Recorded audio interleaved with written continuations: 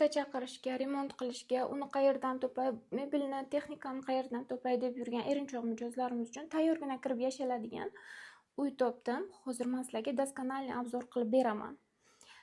Uyimiz proyekti bo'yicha 2 xonali 62 kvadratdan iborat, egalarining aytishi bo'yicha 65 kvadrat chiqar ekan. O'lchaganda tayyor, remont qilingan, chiroyli, akkuratni,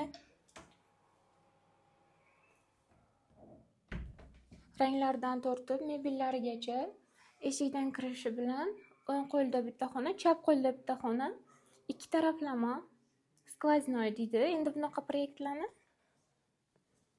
mebellangan, mebel texnikalari hammasi o'rnatilgan. Pastda raqam qoldiraman.